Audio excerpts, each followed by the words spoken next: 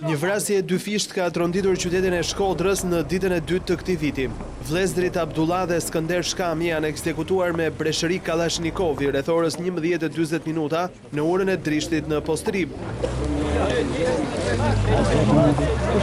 Mësohet se Skënder Shkabi sapo kishte ardhur nga Anglia për të festuar vitin e ri me familjen, por së bashku me të vllain janë gjëlluar për vdekje pranë shtëpisë nga fëmijë i tyre, 30 vjeçari Aleksandër Dushaj, i cili u kishte zënë prit.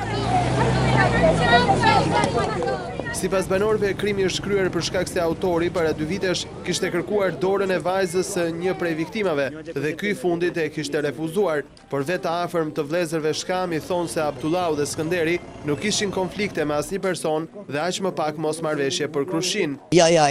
Kjo është një rënë se nuk është e vërtetë po. Kur në gjumë mbërshi automatikut erdhëm me gjetëm të dy të vdekoj do.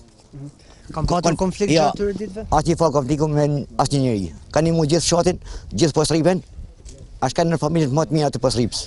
Menjëherë pasi ka kryer vrasjet, 30 vjeçari është larguar në mal. Për kapjen e tij janë angazhuar përveç policisë së Shkodrës edhe forcat e ndërhyrjes së shpejtë, ndërsa kërkimet kanë vijuar gjatë gjithë ditës edhe me helikopter. Kjo është ngjarja e dytë e rëndë që shënohet në nisje të këtij viti.